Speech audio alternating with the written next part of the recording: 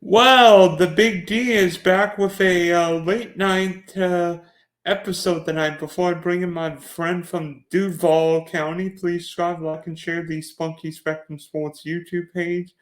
See all my content. The Jags will be in London the next couple of weeks, so hopefully everything. Maybe the London Jaguars will be better than the Jacksonville Jaguars who are at home the past couple of weeks. Also, check out the Big Deep Podcast for audio listeners, Spotify and Apple. So joining me tonight, co-host of the Full Press Fantasy Podcast, writer for Full Press Coverage Jaguars from Jacksonville Beach, my friend Brad Harvin. So Brad, you go into London this week for the next couple of weeks? What's up, Dylan? Thanks so much for having me, man. I wish we were meeting on a better terms for sure. I know we talked in the off season. Definitely expressed both of us, being excited. I know you were with my buddy Kevin as well. Just kind of feeling good about this year, but just a rough gate out of the start, man. Just stumbling blocks and. Yeah, I'm not going to make it to London the next couple weeks, but I'll try and be locked in here. I don't know if I'm going to watch the what are they having, like a Toy Story version or something like that on Nickelodeon, or I saw some kind of advertisement about that. The way the Jaguars have been playing, that's pretty much something where they need to be. Yeah, maybe Mr. Potato Head could have caught a few passes yesterday. Yeah, possibly, or ran down the fullback who ran back the kickoff. My goodness, that reminded me of my high school football team. Kicking into the up back and him taking it to the house, making us look silly. Or the one time, who was the big offensive line for the New England Patriots? Like Aaron Conley almost scoring a touchdown on Sunday. Right. Yeah. That was definitely heartbreaking because they just got back into striking distance, had a nice drive, and then that happened. Well, obviously, the Jags started out winning in Indianapolis, but losing to Kansas City, and then I don't know what it is, but the Jacksonville Jaguars can never beat the Houston Texans, and Houston, For sure. It happened again. The Texans beat all behinds 37-17. I mean, kickoff returns. I mean, C.J. Stroud looked like Deshaun Watson plus yesterday. Sure. The Jaguars could not stop Tank Dell or Nico Collins. They looked like DeAndre Hopkins and Andre Johnson yesterday. Yeah, definitely. And I mean, I know it didn't really show up in the stat sheet necessarily, but Dameon Pierce had some tough yards, tough third down conversions. He probably had less than 50 yards, I imagine, but he had some meaningful yards to extend some plays or extend the drives. So, yeah, man, I don't know what it is with Houston. I mean, it doesn't matter who they tried out there. I remember being hyped up a few years ago when they were playing Houston in London, and it was kind of a turning point. Is Jacksonville going to take the step? Are they not? And I think they got waxed that game like 40-8 or something ridiculous. And it's never pretty when Jacksonville hosts those Texans. I don't know what it is. I mean, hats off to C.J. Stroud. He looks certainly looks the part through the first 3 games. Hasn't thrown an interception yet, just a young nucleus around him. He seemed very poised in the pocket, making the good reads, which was kind of the knock on him coming out of college. That's why a lot of people favored Bryce Young just with the pedigree and all that kind of stuff coming out of Alabama. But yeah, man, it's gonna be tough. Possibly seeing him twice a year. Yeah, I mean, C.J. Stroud, I mean, if you got him late in best ball, late in fantasy, C.J. Stroud looks better than I thought. I mean, I thought it was Jared Goff, and to be honest with you, and I think Stroud looks a lot better than I thought. Made some big plays, but yeah, obviously, 3 games, we don't know. These teams are going to look so different toward the end of the season. Injuries are going to take a toll. Plus, guys will keep getting better. Some guys might tail off toward the end of the year. So, through the first 3 weeks, what has been Has there anything been good about this team?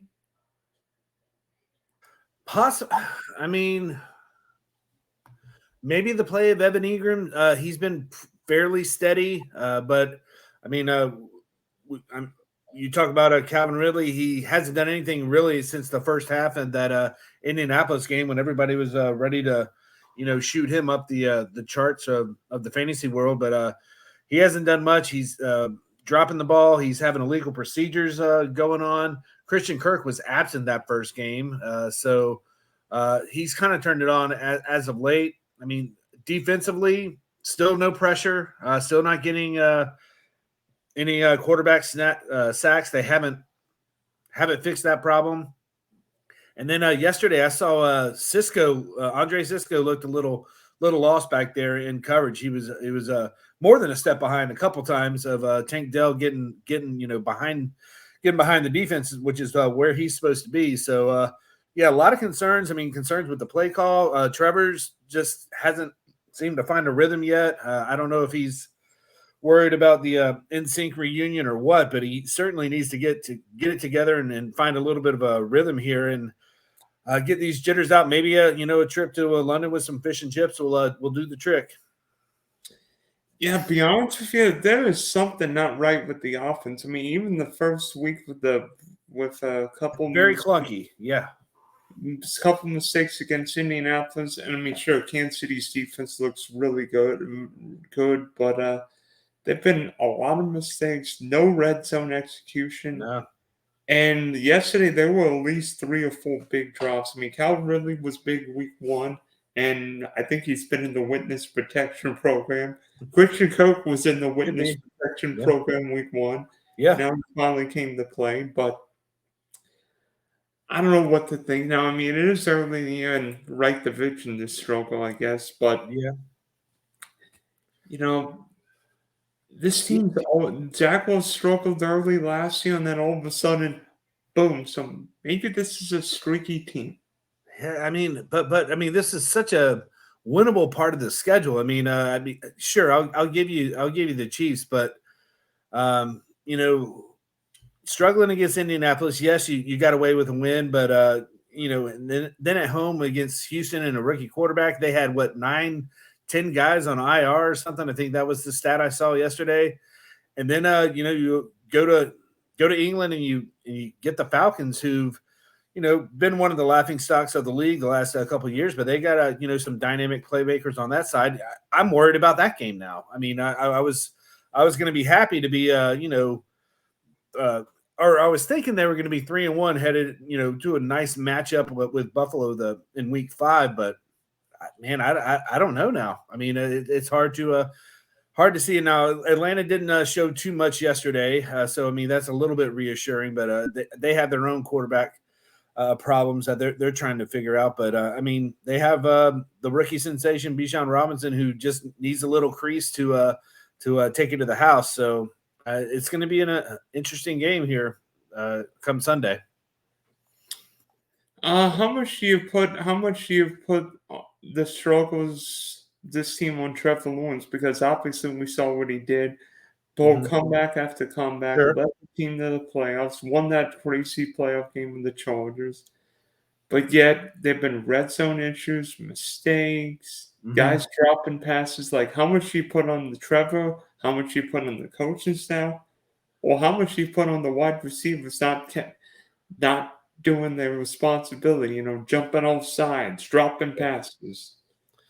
I mean, I feel like it's an equal distribution. I mean, Trevor certainly has not been living up to the hype that he had coming into this season. He's been off on some passes. Yesterday's interception was pretty deplorable. Actually, I mean, it seemed like he threw it right to the guy. But at the same time, he hasn't really been too comfortable back there. One of the concerns coming into the season was the offensive line, and they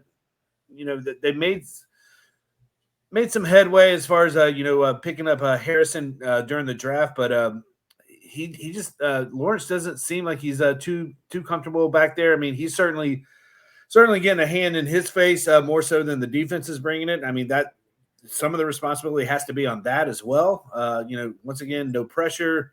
Trayvon Walker, you haven't really heard his name too much.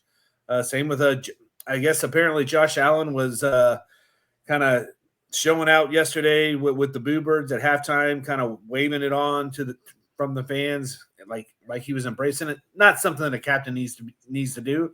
The young kids are the young kids on the team are looking at that. So do better, Josh Allen. And then that the secondary, like I said, I mean, some mistakes by Cisco, Darren Williams, just letting those young receivers run free.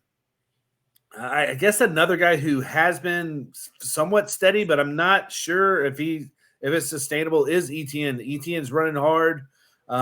Sometimes I'm worried that he's running too hard, trying to fight for that extra yardage. Kind of making himself susceptible to an injury or something. But I mean, he had some hard yards yesterday.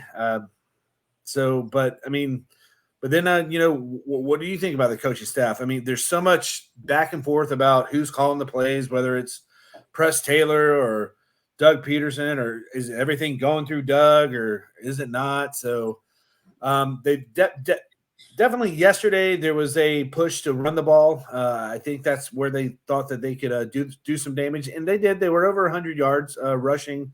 But yeah, once again, just inefficiencies in the red zone, penalties, mistakes, you name it. So that first game, I was a little concerned with some of the play calling. It was definitely questionable. The Chiefs, they just got out coached in general and outmanned. I mean, Chris Jones just coming off of his little hiatus and taking care of things, really just overpowered the offensive line. But yeah, I mean, there's some questions. Well, what do you think about the coaching so far? I think the coaching leaves more to be desired because seemingly every time the Jaguars could get a drive against Kansas City, it basically self-destructed. I mean, the offensive line wasn't great last year, and it's not any better. And Trevor can move, but you don't want Trevor Lawrence taking too many hits. And I don't know why Etienne's not a goal line back, because every time Jaguars get someone in the goal line, he's not in the game. I mean, like Tank Bigsby scored a touchdown yesterday. Another one, yeah. I'm not, and I was hoping they would use Etienne more in the passing game. I know he caught a nice little swing route yesterday for being used as a receiver. He's not Derrick Henry himself. Yeah, it's definitely been a frustrating start, but try and stay optimistic. Just get even going against the Falcons, find a way to win on Sunday, and then you had that big matchup against the Bills, who were looking beatable until yesterday when they took care of the Commanders in a big fashion on the road. So it's gonna be a tough haul here. I mean, this was a critical part of the schedule that they really could have jumped out and done some things, but I guess there's still an opportunity for that. So, but they gotta make fix some mistakes for sure. By the way, I saw this tweet with Trevor Lawrence and Justin Fields fantasy scores this year, and would you like to take a guess on how many points Trevor Lawrence is averaging and how many points Justin Fields is averaging this year? I know Fields hasn't done too much. I know he's been kind of held back with his legs a little bit, although I did see him break a few runs against the Chiefs yesterday. But the way that Lawrence has been playing, I think it's probably closer than you think. I would imagine Lawrence is higher, is a higher rating. I could be wrong. How about this? Justin Fields averaging 14.6 points. Trevor Lawrence 14.4 points. That's a surprise. I have not had my finger on the pulse of Justin Lawrence. Wow. Goodness. And by the way, one of us drafted Trevor Lawrence. Well, one of us got Trevor Lawrence in his dynasty and guillotine leagues this year. Can you guess who that person is? I'm thinking it's you, Big D. Wow. Well, I mean, like you mentioned, it's early. Yeah, and thankfully I'm not getting eliminated tonight because Devontae Adams and Keenan Allen went off for 8 million points. For sure. Yeah, actually, my first 5 picks in the guillotine league were Saquon, Devontae Adams, and this is a 14-team guillotine league. Saquon, Devontae Adams, Keenan Allen, Tyler Lockett, Trevor. Nice. From the 111. Okay. Yeah, you got to get Saquon back and get him moving in that Giants offense because they certainly need him. Oh, yeah, let me tell you, my running backs will bat like my running back Keandre Miller and Gus Edwards were my running backs yesterday. Yeah. Yeah. Ouch. Saquon and David Montgomery. Mm. Yeah. That'll give you a little hit on the chin there. That's tough to swallow for sure. That's why I draft so many wide receivers because. So obviously Jaguars go to London every year. I mean, practically you could call them the London Jaguars. Play Atlanta. So obviously we know Bijan Robinson's this hot rookie. Drake London and Kyle Pitts, if Desmond Ritter could throw them the ball. So do you think the Jaguars have an advantage because they're always used to these London games? The Falcons don't go to the UK every year. I mean, I do. I mean, I hear stuff on the radio that, that there isn't a difference. I mean, let's be honest. I mean, some of these guys that have been on the Jaguars for a few years now, there's not a lot of them. I mean, there's definitely been an overhaul, but going over there, getting acclimated, and just kind of just planting the roots. I mean, a lot of the fans over there know who they are, so they're on their side. So that's certainly helps. I mean, one of these games is a home game. I'm thinking it's this week. So yeah, I don't know. On the radio, they kind of downplay that it's not, but I mean, I think there has to be a little bit of a slight advantage for the Jaguars going over there as many times and the coaching staff. I know it's only the second year, but maybe they saw something last year. They wanted to try something different this year. That just the time frame leading up to the game, anything like that is certainly gonna lean towards the Jaguars being a little more acclimated. Yeah, it's almost like playing in Denver in many ways because you're used to traveling overseas, right? Used to the uniqueness of playing the game. Plus, I think in many ways the Jaguars are London's team because when like the Titans or Ravens play their week 6, I mean, yeah, NFL fans would think what's in the game, but the Jaguars are more or less London's team because they go there every year. For sure. Definitely. I mean, but how much are you worried about this game? Because I think most people in Duval County would have seen this significant quarterback edge. I mean, yeah, really good young players, but Trevor Lawrence or Desmond Ritter. I'll take Trevor every week, but now that goes out the window because this Jaguar team's not started great. Yeah, for sure. I mean, I'm looking at now. I thought the spread would be a little bit more. Right now, it's only at 3. I got a feeling it might creep up a little bit just because of what we're talking about. Just the getting used to things. Trevor is better, is astronomically better on paper and physically than Desmond Ritter. I mean, the key to the game is going to be stopping Bijan, in my opinion. I don't. Ritter doesn't scare me as a passer. It's going to be a ball control. Jaguars have to extend drives, eat up the clock, get out of there with a victory. And whether that's running the ball, a nice balance. I'd like to see a little more balance in the play calling and not just favor one side, kind of like we saw this past weekend. Just try and get things going. Get Trevor going early with some short passes, whether it's to Ingram or slants to Kirk or something. That will open up the downfield. The Falcons defense isn't necessarily formidable by any means, so it's a good opportunity to get back on track for sure. Yeah, I think the Falcons going to definitely try and run the ball with Bijan, try and get Drake London, Kyle Pitts going.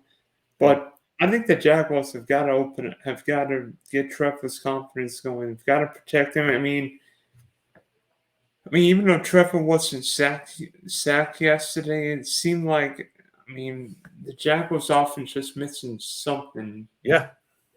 So now we know Atlanta's actually got a really good offensive line, really underrated offensive line. But I think if the Jaguars can limit Bijan, make Desmond Ridder beat him from the pocket, I think my chances. And then I think the Jaguars have to hit a few big plays. Yeah, I mean, it's certainly something the fan base wants to see is get downfield. Even a punt return, something like that. Agnew certainly needs to redeem himself after his play yesterday with a big fumble, a costly fumble. I mean, it's Are we going to have another special teams debacle in the UK? Man, I hope not. I mean, I had to call my son. I was like, "Man, come here. You gotta watch this. Look at this fluke of a play that happened." So, I mean, I imagine that's going to get addressed pretty heavily tomorrow at practice. I was just wondering. I know it's week 4, but should the Jaguars be considering making a trade, and if so, for what player? It's got to be a rush in. I don't know if there's any more out there right now. I mean, I think they missed out on the opportunity to spend a little cash and get a Leonard Floyd, who's got I want to say 3 or 4 sacks up in Buffalo, but it's just getting in the backfield. So you were mentioning about Trevor being not being sacked. I mean, I think the thing that happened yesterday is there was some disruption in the backfield. There was pressure. He was not able to get to his spot, which maybe that made the ball sail or caused the timing to be off on some of those pass plays. We didn't see any of that from the Jaguars defense again. I mean, I feel like it's a broken record for the last seven years, really, that just haven't been able to get to the quarterback. I mean, not since 2017 when they were known as Saxonville, being able to get back here. It's just not happening. I mean, Josh Allen is he was a big first round pick. Obviously, Trayvon Walker. I know everybody talks about him being so raw and all this stuff, but come on, dude, you gotta step up and make some plays. Find a different move. You're not gonna overpower these tackles and tight ends, every single time. Find something new. Watch some Chris Jones tape. Pick one of those moves, please. Or Donald. Yeah, for sure. Or maybe in his case, TJ Watt. I'd take half of that production. My goodness. Every time I see TJ Watt play, he's like, I'm scared for the quarterback because I'm afraid he might be KO'd before too long. Sure, exactly. Yeah, get some nastiness on that defense. I mean, I know you don't have the big name players. I know that's. I know the Jaguars defense is I don't want to say necessarily a liability, but try and be middle of the road and let the offense carry you. I mean, I know it works both hand in hand. The offense has not been carrying them the last couple of weeks, but you know what? Make some plays, make some third down stops, get the other team off the field. Let's flip the field. Come on, let's get it. Get out of your own way. I mean, to be honest with you, I wish the Jags would consider making a trade for a lineman. I mean, I don't know if the Packers would trade David Bakhtiari. I mean, I'm not sure he'd stay healthy, but you get him playing left tackle, and now everybody, because I'm not sure Cam Robinson's a great pass blocking left tackle at this Right. point. Plus, he might be going anyway. Yeah. Yeah, I mean, they're going to have a decision here after week 4. I mean, Robinson does come back. Do you move Walker Little, who's probably your best lineman right now, who's currently playing the left tackle role? Do you move him to guard? Well, Anton Harrison was hurt yesterday. Yeah, it sounded like on the radio up here that it doesn't seem as serious. But it's definitely something to keep an eye on. Obviously, you can move. Well, not this week, but Little could certainly move over there if it is something lingering. And they still have Shatley, who's been on the Jaguars since I can remember, and he's kind of floated around different positions. So, but yeah, I mean that offensive line is a concern. As much as everybody here tried to deny it, they didn't really address it. Didn't address the pass rush, and we're certainly seeing that happen. The, I guess, non-fruits of that happening in the first 3 weeks. Well, it seems like there were revenge games with players against certain teams, guys playing against former coaches, quarterbacks, Right. coaches, defensive coordinators, offensive coordinators. For Calvin Ridley, I guarantee you he circled week 4 against the Atlanta Falcons, because what team drafted Calvin Ridley? The Atlanta Falcons, right out of Alabama. I mean, I imagine that he wants nothing more to do than to just take it to those guys, and he's going to be able to blow by him, get some separation, but you got to catch the football. And plus, the Falcons went to by the way, I'm looking this up right now. The Falcons beat the Jets in London 2 years ago, 27-20. Mm-hmm. You know what? Oh, wait. You know what happened that team? Kyle Pitts caught 9 passes for 119 yards and a touchdown. Yeah. So maybe Kyle Pitts likes fish and chips in the UK. He might, and in that game, if I remember right, Ridley didn't go with the team. That was when he was dealing with some mental health issues. Maybe if I remember right, he didn't travel. Maybe he took the under. Yeah, he might have. He might have.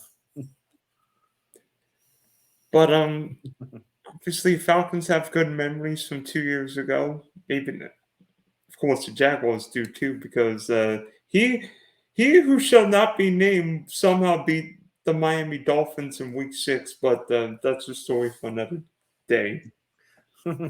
Yeah. I mean, I'm just. So, do you think it's a good thing for the Jags that they're playing in London this week instead of playing in Duval County? I don't. Maybe it might be to get away from the noise a little bit. And I mean, I don't know. I was thinking about this earlier, like when you reached out to me about trying to get on with the pod today, and I was kind of thinking about the heat factor. I mean, everybody's like, "Oh yeah, come on." The heat's going to be tough on the other team. I think it's taking a toll on the Jaguars too. I mean, these 2 games now. I have not attended the games, but I've heard just nightmares about just the heat index and all that stuff. Maybe it's gonna be nice to get over in cloudy old London and get away from the noise here, get away from the headlines. Both bad and good. So, I mean, I don't think it's necessarily a horrible thing for them to get away from this right now. And plus playing cooler weather, because Sure. Jacksonville is so. I mean, I could be wrong. I mean, what I don't know. Weather shouldn't affect these professionals, but I think it does, and I think it affects both teams. You can be like, oh well, the Jaguars practicing that all summer. Yeah, and it's hot. It's hotter than hell, and it's still hot now when the game's on the line. And I think there is a little bit of an impact, in my opinion. Didn't not hurt just the the other Miami. teams. Didn't Yeah. hurt the Miami Dolphins yesterday. Yeah. They were heated up for sure. Ooh, I haven't seen a score like that, and man, and like did McDaniel have something against the Broncos, or I mean, I guess I read something that he wasn't even offered an interview or something like that. So that's could have been some of the reasoning behind it, but man, 70-20, that's ridiculous. Trying to even think of like non-conference games with crazy score lines. Yeah, I mean that's a college football. That's a college football win for USC or something against a directional school. Something crazy, man. By the way, I can attest. I was actually at this game, 2008. Florida hosted the Citadel. It was senior day at the Swamp, and Florida beat the Citadel 70-19. So I do have experience with a team putting up 7 touchdowns. Okay. Or 10 touchdowns. Sorry, my math's off. Goodness. Yeah, and Jim Tebow was out of the game by the second quarter. Right. John Brantley was under center for the Gators. Mm-hmm. Wow. I did not think I would be looking up Citadel on this show tonight. Okay, Brad, thanks for hopping on. So maybe the Jackals becoming the London Jackals for the next 2 weeks will not be a bad thing. Yeah, I mean, I think getting some I don't want to say fresh air because I don't think the air quality over there is too good, but getting away from this heat, getting away from just the bad vibes of the town, because the town is down, man. I mean, I'm here, I got boots on the ground.